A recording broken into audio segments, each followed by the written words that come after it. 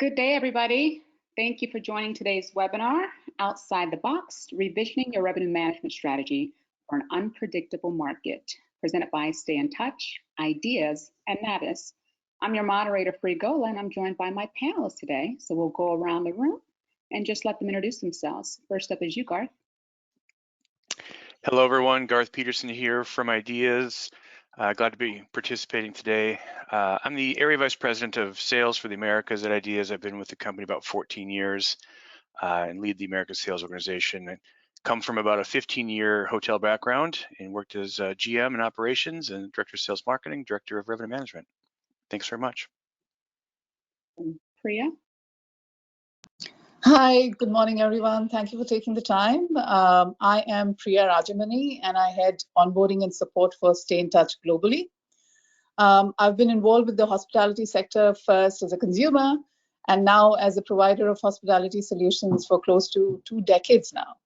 I started my career with Taj Hotels, a luxury resort chain in India, leading their CRS and CRM platform. Followed by some time with Australia and Asia with Microsystems that got acquired by Oracle, and have now been with StayNTouch since its inception over 7 years ago now. Thank you. Thank you for joining us, Priya. And rounding out our panel is Stacy. Well, good morning, everybody. I'm Stacy Bouchard. I'm the Director of Enterprise Sales at NAVIS. A longtime hotelier, been in the industry a little over 25 years, started in group sales back when I was 20, and been with NAVIS now for 10 years, a little over 10 years, and have the pleasure of leading our enterprise sales group and working with all of our clients globally. So it's a pleasure to be here. Thanks for having me. All right, thank you guys. Thanks to all of our panelists for joining us today. So to our audience, thank you for joining the webinar, and I hope you stick with us the whole way through. Before we get started, I'm sure we don't have to remind any one of you that it has been a year. We've hit that milestone since the COVID-19 pandemic. And the good news for the hotel industry is that there seems to be, or we seem to be approaching what seems to be a lasting recovery. A slow one, but one that has started. Vaccine production is increasing, case numbers are collapsing, mandated lockdowns have been lifted, and are beginning to see travel pick up. So unfortunately, it doesn't mean that hotels are out of the woods here, right? With occupancy and revenue still hovering at around 50% of pre-COVID levels, many revenue managers and hoteliers are faced with the reality that demand is still low, and there are much less opportunities to drive revenue in this current climate. So how can you revision your revenue management strategy to navigate this unpredictable market and get the most out of the opportunities that are there? So that's actually what we're going to be discussing today. So we will do a quick overview of today's agenda. We'll discuss how to expand your business mix, driving higher conversions and better capitalizing on revenue opportunities for booking, upsells and upgrades, and value adds, making your PMS, RMS, and CRM work together so you can harness the right data and insights and make more revenue-driven decisions. And we'll also give you some real-life stories of customers who are doing different things as it relates to revenue management and finding different ways to drive revenue during this time.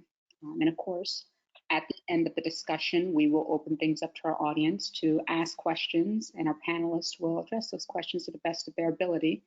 And anything that we're not able to get to, we will certainly respond to after the conclusion of this webinar. You can also look out for the full webinar recording and the deck to be shared within 24 hours of the live broadcast. So without further ado, let's get started with a poll question before we move into our first discussion point. All right, I am launching a poll question. What part of your revenue strategy needs the most revisioning? This is multiple choice, but also multiple answers, so you can choose as many options that are relevant. And I'll give you guys a few seconds here.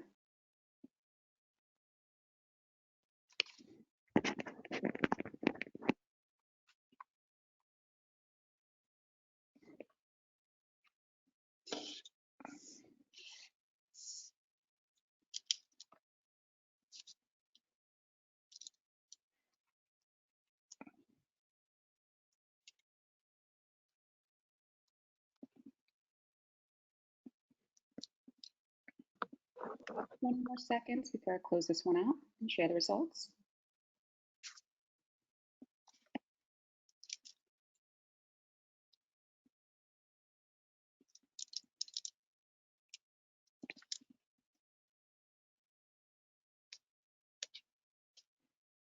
Okay, closing the poll now.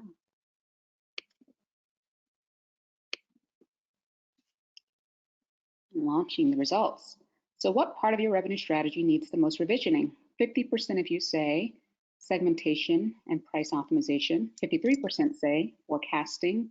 36% say channel optimization. 22% say upsell ancillary revenue. 28% say value adds and promotions. So we're actually going to cover all of these items today. So hopefully the panelists can give you guys some tips and tricks, some things that we're seeing with customers to help address some of these challenges.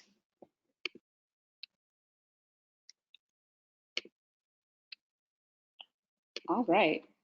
So the first discussion point dives into how to expand your business mix.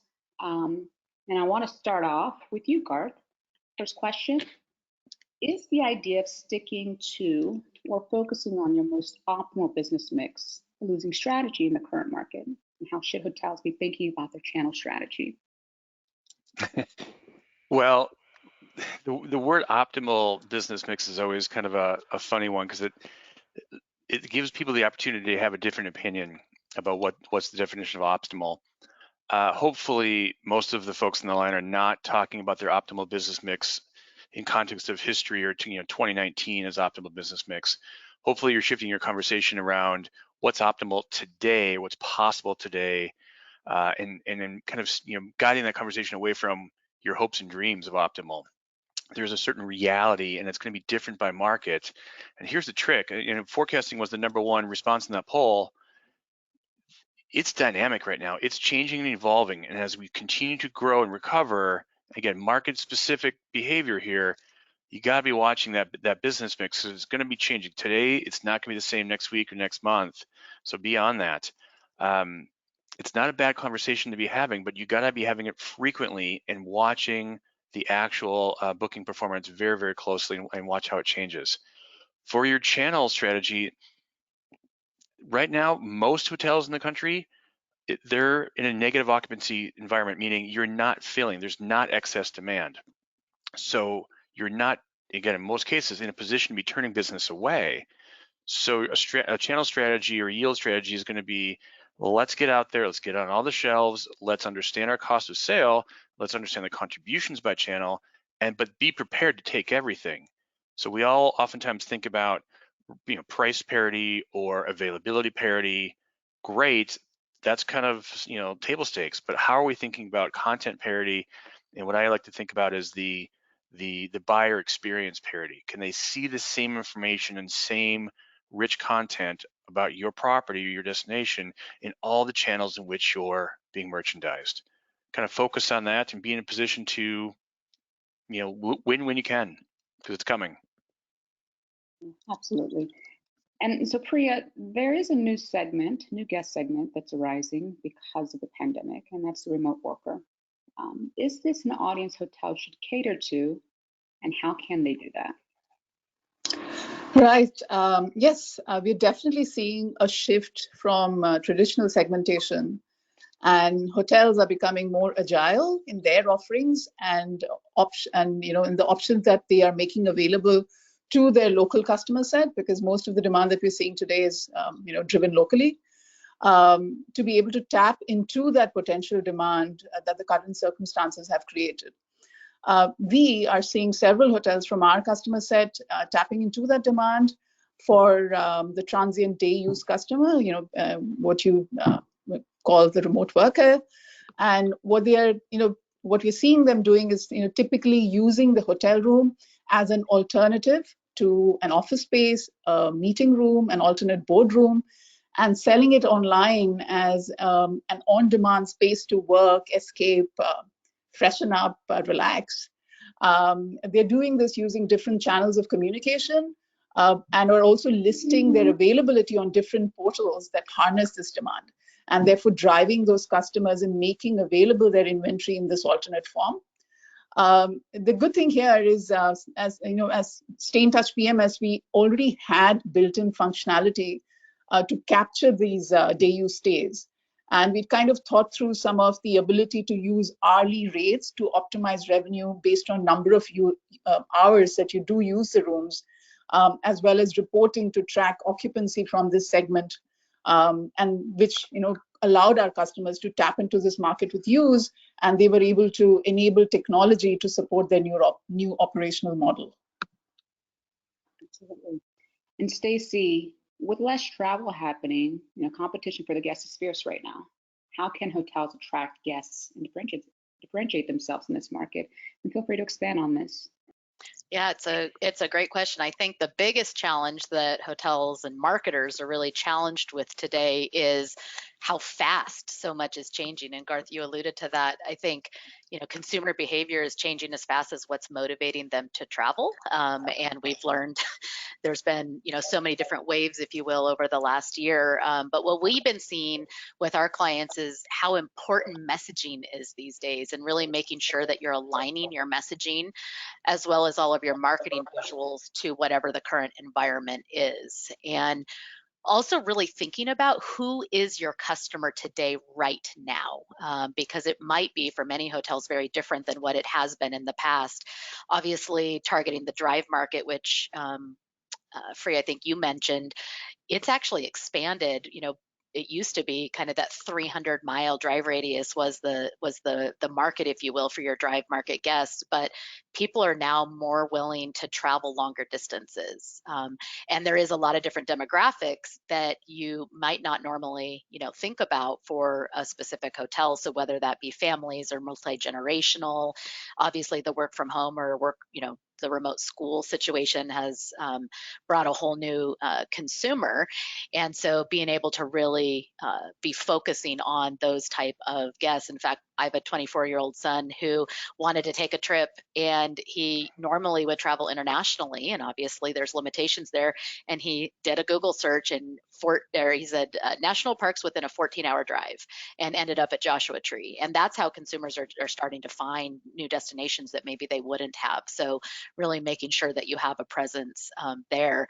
And last week at our annual conference, something that stood out to me was a quote that I heard, which was that trust is now more important than price to the consumer. So really making sure that consumers have trust in safety when traveling. So making sure that you're really setting those expectations through your initial marketing initiatives, and more importantly, how you communicate to them both pre-stay and during their stay. Absolutely. All right, so we're going to move on to the next discussion point. And we talked about this, how travel is still down. It's not at pre-COVID levels. And so the opportunities to drive revenue, the booking stage on property is going to be reduced. So if that's the case, how do you drive higher conversions and better capitalize on revenue opportunities for booking, upsell and upgrades, and through promotional ads and value ads? So that's something we will kick off with you, Stacy. So take it away. Yeah, great. Well, obviously promotional offers have a place for sure in everybody's marketing arsenal, if you will, but we tend to see more right now being done around value ads, rewarding longer stays or experiences to really draw the guest in. Obviously, past guests is a great segment to make sure that you're constantly staying in touch with, being able to kind of attract those guests, if you will, who've stayed with you in the past, maybe haven't seen you in a while and are doing that dreaming right now. They're waiting to plan that post-COVID trip, whatever that means for them as an individual. With any promotional offers, something that I think is extremely important is making sure that you have a book direct strategy, an offer to really encourage those potential guests to book directly with the property as compared to an OTA or a third party. And it's really important that reservation agents are armed with the right closing tools and strategies. It's surprising how many how many hotels don't have really good coaching and best practices in place to really make sure that when that guest is shopping 3 OTAs and calling the property, that agent is actually doing everything they can to convert that guest. Because we are seeing call volume be up across the country in some areas over 30% because consumers are wanting to talk to somebody before they actually secure a booking. So it really does give a lot of opportunity to coach agents in how to handle, whether it be, comp upgrades, special rates, things like that, to close the sale on the phone. And then kind of speaking to what I mentioned in the beginning, as far as kind of those experience type of marketing initiatives, we've seen a lot of really creative events or virtual offerings that have really been a great way to stay in front of guests through the pandemic.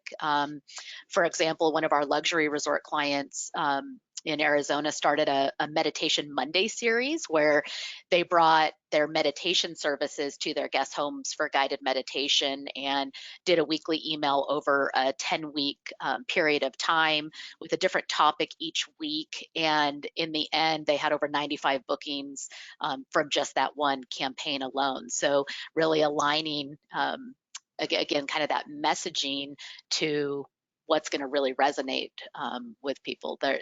Like Garth said, people are starting to travel again. We're definitely seeing an uptick, and it's all about finding that right message for them at the right time. Absolutely. And it's interesting that you talked about trust being an important part of marketing right now, because when you have uncertain times like this, and the traveler is also uncertain, they likely want to lean on a direct source, right? So they want to pick up the phone and call because they want to know if something goes wrong, they can't travel, what's the cancellation policy? So giving that level of certainty can only come through a trusted direct source. So it could be an opportunity for hotels to, kind of edge that battle against OTAs.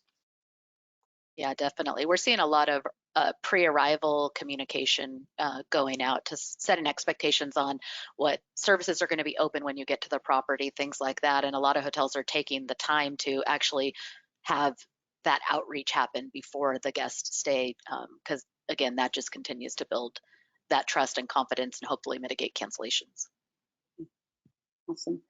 Thanks, Stacy. And Garth, so we have many hotels who are dropping their rates significantly to drive bookings, but is it the right strategy? Is it less about pricing and more about having a conversion strategy? Yeah, thanks. This is a fascinating time in the industry right now, and I think we need to all agree that we're on the upslope of this recovery, not on the downslope. So things are going to get better, and whether it's a fast recovery or slow recovery will be different for everybody a little bit. But if there was ever a point in history where we could say lowering rate will not create more demand, this is it. I mean, that question's been asked and answered with gut checks and with analytics and all kinds of studies over time, but this is it. If there's no demand present, lowering your price isn't going to make demand come out of nowhere. However, there are pricing tools, pricing strategies that can play an important role, whether it's a promotion, price promotion, whether it's a value add promotion, or you're doing really smart things with pricing psychology on a retail rate, whether you're pricing other products within your hotel at a relative point to a market rate. There's really some fun things you can do there. But Stacy kind of talked about some of the conversion things. You know what? People are shopping. And if you can focus on that conversion and capturing more of that business that is presenting itself to you, either it's on voice or potentially your website, that trust is a powerful thing. If they feel comfortable booking or even considering your property, do everything in your power to capture that. If you don't know what is your current reservation conversion rate, please go figure that out. Even if it's chicken scratch, tick marks on paper in the res office, figure out what is the kind of the baseline, and then you can figure out, hey, how many dollars are in every 1% growth of a conversion rate? And you might be astonished to learn there's a lot of money being left on the table and a lot of money that is relatively easy to go get with a little extra training, a little extra focus. And it might be as simple as changing the hours of your reservation coverage so that your employees are answering the phone and not rolling to a brand call center, a third-party call center. If you've got a third-party call center, talk to those folks, engage them, ask how they're doing it, you can test call. There's a lot you can do there. It's within your control to capture more bookings. And I want to finish with one quick story for you. I used to work with a call center in my hotel career, and one of the numbers on the report that no one ever asked about was the abandoned calls report. And every month I would say, oh, here's how many calls we just didn't answer. It took too long, or they were on hold too long, and they hung up. Nobody ever spoke to that guest who raised their hand and called us and wanted to talk. And if you just took that number and we said, all right, at the current conversion rate, at the current ADR per booking, every month it was like $250,000 of calls we didn't answer. It was shocking. So make sure you're thinking about all the elements of that conversion process and putting your plans in place to capture as much as possible. Thanks, Thank you. And Priya, so once the guest is on, what are some ways hotels capitalize on total guest revenue potential? And thanks, Sri. With COVID, we saw, of course, a huge drop in demand across the globe for hotel rooms. And hoteliers have been forced to become nimble, rely on technology for operational efficiencies, and essentially do more with less. They have definitely risen to the challenge here. Traditionally, the primary focus has always been on room revenue, but what we are seeing is a shift in focus and extending the optimizing capabilities to the ancillary revenue stream. What we're seeing across the board are scenarios where they're looking at their service offerings, what they already have on their portfolio, and looking at alternate ways of making that available through public channels to be able to tap into that incremental revenue stream. All the while ensuring that the service and safety standards, like Stacey mentioned, allows the customer to have trust in that process and then come and utilize that. So just some examples, and like I said, using our customer set to arrive at some of these scenarios that they're using at the property. We've already spoken about using traditional rooms for office space, meeting rooms, study rooms. What we're also seeing are some of our customers have gone a step ahead and allowed their parking spots to be used for extended use and kind of tapping into that parking revenue. We're also seeing rooms being utilized as alternate F&B space, as socially distanced, alternates to F&B revenue. We're seeing rooms being used as spa day getaway rooms. So if your property already has a spa, you kind of combine it with a room where you get away and get some space from your home where you've got all the kids and everybody's working from home, and offers like that. To Stacey's point, offers that resonate with the customer, their current predicaments that they're in, and tapping into that potential. And then, like Garth mentioned, we're also seeing optimization when it comes to upsell and upgrade pricing.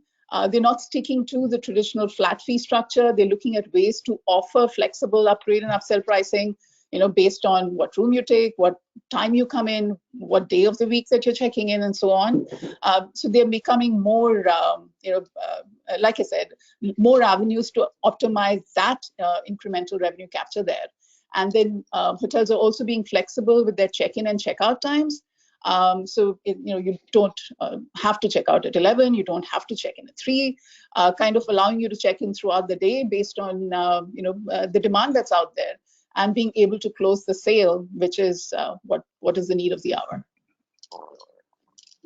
Pretty much, leaving no stone uncovered at this point. Making sure the channels that you're using are wide and that they're also optimized individually. So I think that's some great advice you guys have given our audience, and I want to move forward to the next discussion point, which is focused on making your PMS, RMS, and CRM work together so you could harness the right data and insights and make more revenue-driven decisions. So Priya, I'm going to start with you. As the central point of a hotel's tech ecosystem, how and what data should a hotel's PMS be sharing the RMS and CRM so hoteliers can make better decisions? Thanks, Sri.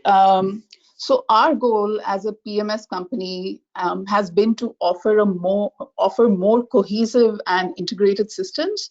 And our focus, the last couple of years has been to evolve our API model to enhance our ability to play well with our technology partners. What this essentially means is with our current model of open APIs, it allows us to offer a plethora of data points to our vendor partners, making those integrations a more robust, more valuable one, because they're able to essentially get everything out of the source system, whereas traditionally a lot of it was locked and not accessible to them. Now, most of these data points are tracked and captured on the PMS, be it customer behavior in terms of just the purchasing pattern, spend pattern, or transaction times, time of check-in, time of checkout, correlating it to the supply in the form of availability of rooms, peak and drop hours. So all of this is already available on the PMS. Now, unlocking that potential, unlocking access to that data has been our goal, to be able to, like I said, work better with our integration partners. And this then allows us, our vendor partners, to leverage that information to improve communication, say in the case of Stacy, the channels that they need to communicate through, or in the case of ideas, it would be something similar to allowing you to make better decisions using that extended access to data. Awesome. And Garth, in this current climate, how central is data exchange for pricing, revenue optimization? I think it's very central, and certainly in a technological environment, working for ideas and having various RMS products in the market, we rely on a data exchange with our PMS and CRS partners primarily, and a host of other vendor segments. But it's really, in today's environment, a question of speed and speed to market or speed to value.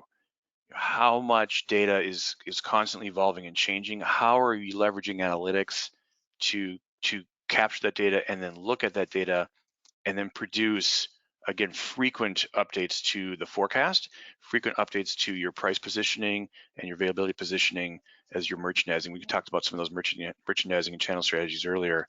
How are we getting those decisions or those changes in our price and availability into our selling systems? And again, that's a function of data availability and speed. Absolutely. And Stacy, how does having a better connection between your core systems allow for better targeting and guest messaging to drive revenue? Well, I will say, without a solid connection between your CRM and PMS, you're literally flying blind in many cases. And sometimes the costliest challenge is not being able to scrub effectively against future stays. We're super fortunate to have partners like StayNTouch, because you do have all of this ability to expose all of this great data about your guests. All of that then can be turned into attributes to better understand your guests and custom tailor that messaging and what's going to resonate the most with them. At the end of the day, that's what it's all about, because that equals higher open rates, higher click-through rates, and then ultimately revenue. And then, obviously on the revenue management system side, Garth and Ideas gives a hotel great understanding of those need periods, and then having a CRM provider that can help you to really hone in on those holes in occupancy. At the end of the day, that's going to give you the ability to drive demand, push rate, and ultimately fill up, which is the end goal, of course. So I think it's extremely critical, and I love to hear that StayNTouch is so great with such an open API infrastructure, because not all PMSs are that way. Absolutely. All right, so we are going to give our audience here just a couple of, a look into customers who are doing things differently on the revenue side and seeing successes there. But before we do that, I do want to encourage our audience. The floor is open, so go ahead and submit your questions. We already have a few here, and we will get to that as soon as we wrap up this last discussion point. So, Priya, market segmentation. We've seen some customers on the website doing some creative things. You want to dive into that? Yeah, thanks, Priya. I think we kind of cherry picked some of our use case stories to list them here. And the top of the list over here is Mint House. They recently went live with StayNTouch. They're based right there in New York City. And one of the things that we saw is they've kind of exposed their room spaces, making it available as alternate space across different websites to allow customers to book it, similar to a WeWorks concept. If you want to go and use a space, you have it here. And they've made this available across different web portals, driving demand into that room, which may not have been utilized otherwise. What we saw at TWA is, they're right there at the airport. They'd had plenty of parking space, and what they decided to do then was allow customers who were flying out to use that parking space for extended periods of time. People who were coming into the city and not wanting to use a parking spot that was relatively more expensive, allowing that the parking at TWA to be utilized for that. So a lot of incremental revenue through parking slots there that they made. Yotel, again, traditionally been an airport hotel concept. So they've kind of really ramped up their airport hotels are doing 90% occupancy. They've really kind of done well with the whole hourly mode and being flexible with when you come in, when you get out, and having those rooms turned around quickly for the next set of customers to use. And Azure, they have an in-house spa. And that's where they kind of made the offer of, calling out to all the moms and dads who wanted some R&R and time away from home to utilize their space in combination with their rooms to just have a day away. So, yeah. Awesome. And Stacey, talk a little bit about, I think it's Ojai Valley Inn and Spa.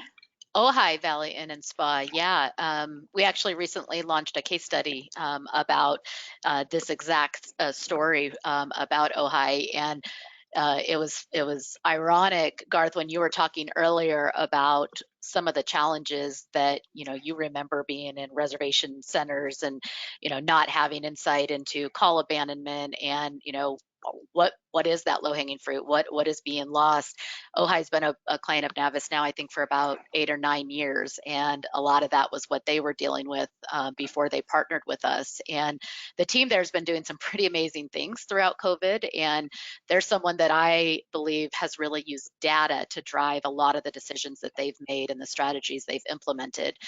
Like most, when COVID hit, they had 17 agents that they had to displace. Call volume dropped 60%, huge wave of cancellations. Again, they were not alone. Everybody across the country saw that, but they realized they needed to, kind of shift the focus. And what they were able to do is very quickly, as things started to kind of turn back around slowly, they really optimized their scheduling and their agent shifts to make sure that they were mitigating abandonment, getting those higher value bookings to the right agents, the best agents. They started doing, of course, a lot of email marketing campaigns and strategies, but started measuring their return on investment all the way down to the individual email campaign level, which gave them, of course, a ton of insight into what was actually resonating in the market. And then they did a really great job of coaching and training their agents around again, whatever the messaging was, and then training them also around information capture. When calls were coming in, making sure that they were getting information on every single caller, regardless of whether they booked, which allowed them, of course, to do a lot of remarketing campaigns. And at the end of the day, they were able to see some pretty great stats as it relates to open rates and conversion rates across all of their different marketing campaigns. So I was pretty excited for them. If you've never been to Ojai, it's an absolutely gorgeous property in California. That's awesome. And again, goes right back to really delving into the work it takes to optimize, all of your revenue strategy. So, with that said, I do want to turn it over to our audience for Q&A. And Priya, I'm going to start with you here. We have a question here. Which distribution channels specifically are hotels using to capture day-use stays? Right, that's a great question. It was actually something that Sri asked me before we got on the webinar as well. So again, over here, they're tapping into our APIs and their direct booking engines. So they're kind of riding off the IB integration to be able to expose the rate as well as the room to be able to allow bookings for day use. We have seen that traditional CRS models typically don't support it, And so yeah, so they've kind of just leveraged the API integrations along with their internet booking engine to be able to resolve that and tap into that market. Yeah, so and the APIs are available, readily available, correct? They are, yes. So all that's required to do is find the vendor that wants to work with us. We kind of go ahead and take the next steps and give them the information that they need to make that happen. All right, Stacy, what is the most creative marketing campaign that you've seen one of your clients deploy through COVID? Oh my gosh, we've seen so many. Probably the one that super fresh is we had our annual users conference last week, and one of our clients who won our NAVIS award for innovation did something pretty creative. This is a property in Santa Cruz, the Dream Inn, and they were able to deploy a socially distanced large scale event. What they did was they did a concert setup on their pool deck that could be attended from the balconies of all of the hotel rooms, and approached it a little bit differently. They made it a book direct only event, so they had to book directly with the property, and they were able to leverage their CRM data to really target the right audience, as well as control the volume of inquiries that they got. So they broke it into 3 different sends to a broader audience each day. And they were able to sell out the event in like 3 days, and continued, of course, to still get calls on it. So they were able to capture all of that information on people who did not book, which they then put into future marketing campaigns and gave them more insights into who that message was resonating with. And the first event that they did was such a success that they're now doing a new concept of a virtual concert series. They have one for St. Patrick's Day and targeting midweek. The St. Patrick's Day event also sold out in 3 days. And, for them, where they traditionally would have had to rely or would have been able to rely on midweek group business, they're now finding they've found this other alternative to drive leisure business midweek. And it's pretty exciting. We're pretty proud of them. So, Garth, this one's for you. Tell me a couple of your top revenue management tips or best practices that can be implemented over the next 3 to 6 months. Sure. I'm going to encourage everyone to think about their pricing a little bit. And one of the questions that you might have a really interesting dialogue internally with your teams is, what are our rooms worth?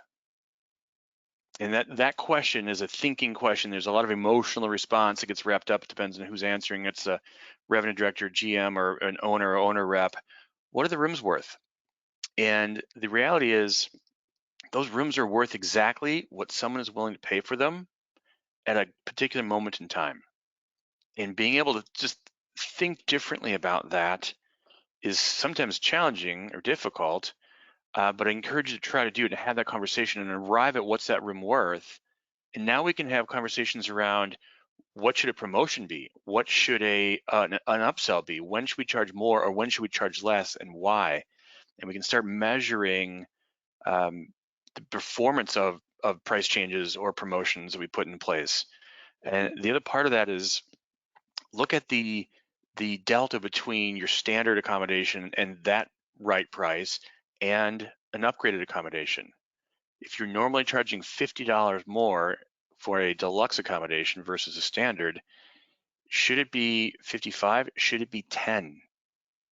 You're going to find pricing opportunities in those product differentiating pricing, and saying, when can I charge more for product and when can I charge just a little bit more for it, and try to capture that booking, capture just a little bit more ADR out of it.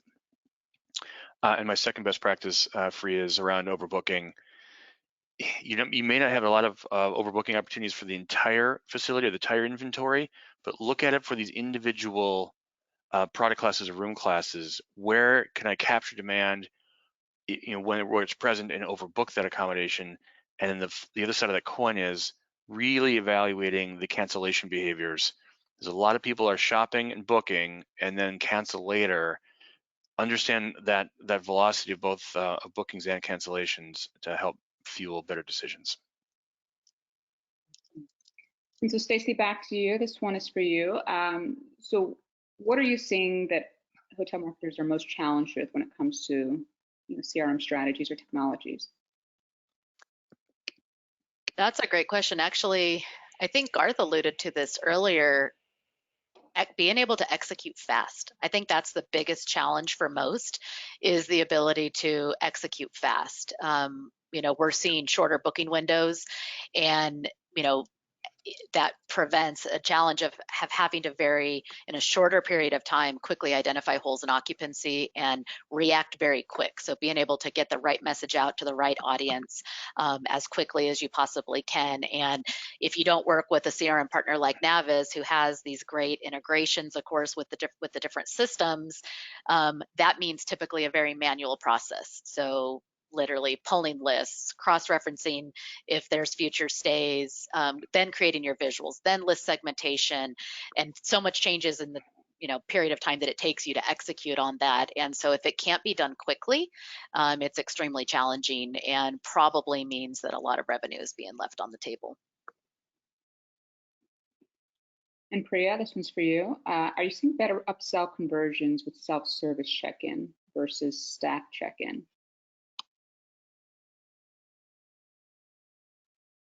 Sorry if you're just getting off mute there. Yes, for sure. I think, what we've just recounted earlier as well, hotels are having to do more with less, and which essentially means that we don't necessarily have, that many staff touch points, but also to Stacey's point from an earlier conversation, where, obviously, if you give the necessary information, the tools to close the deal, the extent of flexibility on what they're able to offer, a lot of that can be driven through the staff as well. What we're seeing as a part of the whole self-check-in process is the convenience for the customer to decide. And based on what you're kind of giving them as a range of services, add-ons, things that are tied in with the room, visuals around the room, at a price that is, a price point that suits you as well as the customer, they're able to take those decisions on their own quickly and proceed forward once they're in the hotel as well. So yeah, so we've definitely seen success there. Not to say that it can't happen through staff, but we know that right now there's a limitation around resources in general there. Awesome. All right, so this is the last question that's coming in, and I think it's a good way to wrap things up for you, Garth. What would be your biggest recommendations for revenue managers in general? Yeah, great. This, again, I mentioned it earlier, this is a truly unique time. And one of the elements of that's true, unfortunately, is that so many of our friends in the industry have been laid off or furloughed, and some have come back, some have not yet come back, and fortunately, some will never come back. And so the complexion of the team members that make up these hotels and hotel companies is forever changed. And for those of us who are still here, the good news is it creates an opportunity for us to grow. It's a challenge for us to grow and upskill. And so for revenue managers, I'd encourage you to think about this as an opportunity for you to upskill and think differently about your role and your contribution to your company, and get out of just the traditional straight line revenue management type conversations and get into true commercial and commercial strategy conversations. It's not just revenue management, it's demand creation, it's cost impacts. Think about sales, engage in sales more deeply, engage in marketing more deeply, talk to your counterparts, and look at this as an opportunity for you to develop. The clear trend is also doing more with less, which is an open door for technology. So some of the technology folks, I'm sure, are seeing this in their business day in and day out. But for you, again, and this is an opportunity to learn more or lean into your technology providers, learn how things work and how you can actually benefit and do more with less and grow your own career at the same time, because that's happening right now. Absolutely.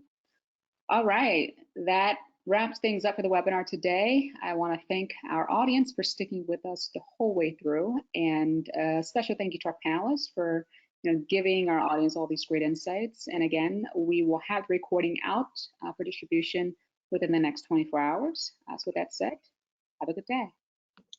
you guys. Thank you. Bye.